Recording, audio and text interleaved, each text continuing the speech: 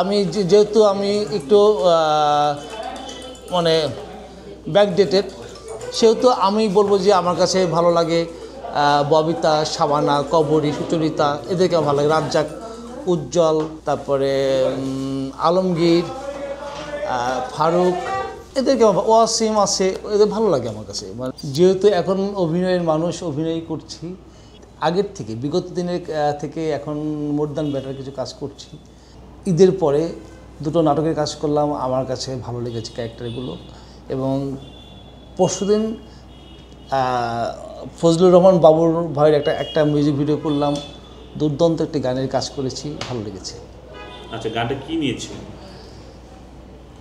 গানটি ছিল হলো মানুষ মানুষের জন্য।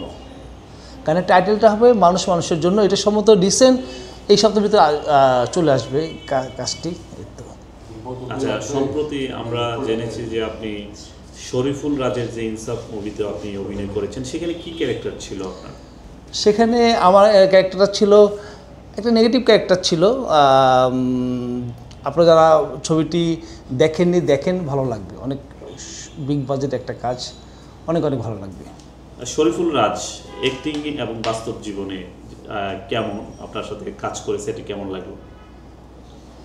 অবশ্যই অনেক হাম্বল পারসন, এবং যারা ছিলেন, আমরা যখন কাজ করেছি গ্যাদারিংয়ের ভিতরে কাজ করেছি, অনেকের সাথে কাজটা করা হয়েছে এবং সবার সাথে কো আর্টিস্ট প্লাস যারা ছিলেন সবাইকে তদারকি করা এবং তার হিউম্যান যে ব্যাপারটা ছিল খুব স্ট্রং আমার কাছে লেগেছে, খুব ভালো লেগেছে।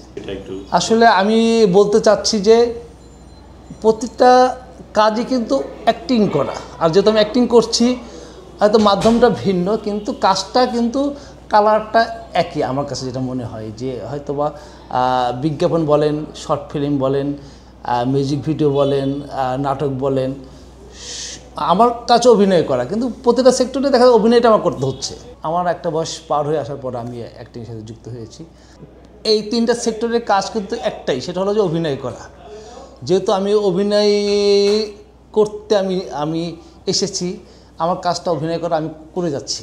কখনোই মনে হয় না যে আমি অ্যাক্টিং করতে পারবো বা পারি বা চেষ্টা কিছুই ছিল না। আসলে আমার এই ব্যাপারে কোনো আমার ইন্টারেস্ট ছিল না। অভিনয়ের আগে আপনি কি করতেন? আমি মিডিয়াতে আমি ছোটোবেলা থেকে আমি গান করতাম। আসলে গানটা করতাম আমার রক্তের ভিতরে। আমি বলবো আমার গানটা মিউজিকটা আমার রক্তে মিশে আছে। আমি গানটাকে খুব পছন্দ করি, গান গেতে, শুনতে এবং কি বলে যে মানে গান কেন্দ্রিক সব কিছু আমি খুব পছন্দ করি। আমার ফ্যামিলিতে আমি ছাড়া কেউই অভিনয়ের সাথে যুক্ত না, কারণ আমাদের ফ্যামিলিতে আমাদের কাজিনরা বলেন, মামাতো, ফুফাতো, চাচাতো, খালাতো, ভাই বোনেরা সবাই দেখা যাবে যে তারা ভালো স্টুডেন্ট, পড়াশোনা শেষ করে জব করছে বা দেখা যাবে যে তারা সংসার লাইফে তারা ইনভলভ হয়ে গেছে। একমাত্র আমি ব্যতিক্রম যে মিডিয়াতে আমি সম্পৃক্ত হয়েছি।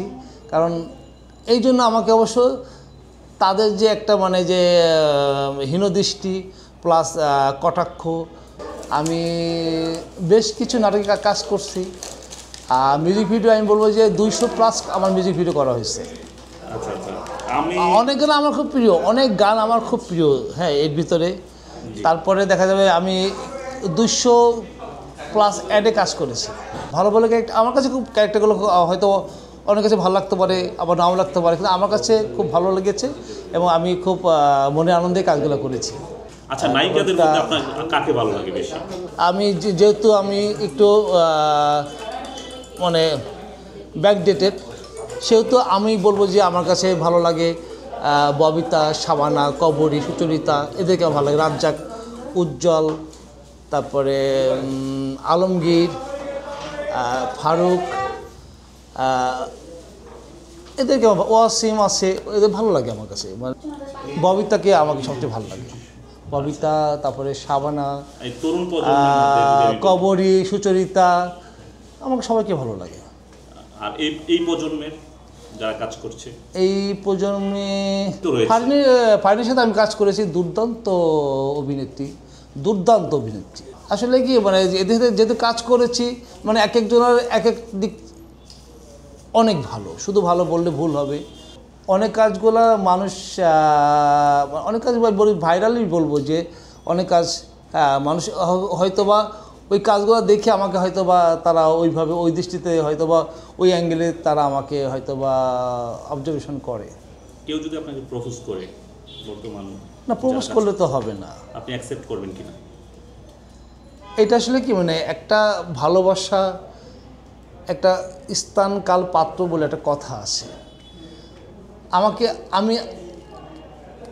আমাকে একজন ভালো লাগলেই হবে না, বা কাউকে আমার ভালো লাগলেই হবে না, এটা দুই পক্ষের একটা ব্যাপার।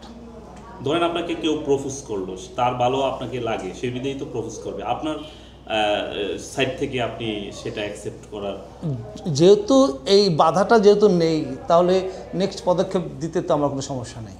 আচ্ছা, মনে আনন্দে পদক্ষেপগুলো দেওয়া যেতে পারে।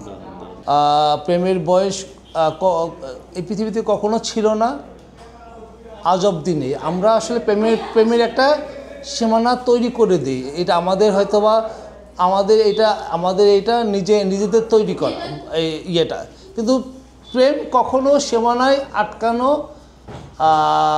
ভিতরে থাকে না। প্রেমের এইটাই তার নিজস্ব একটা মানে শাশ্বত একটা আচরণ।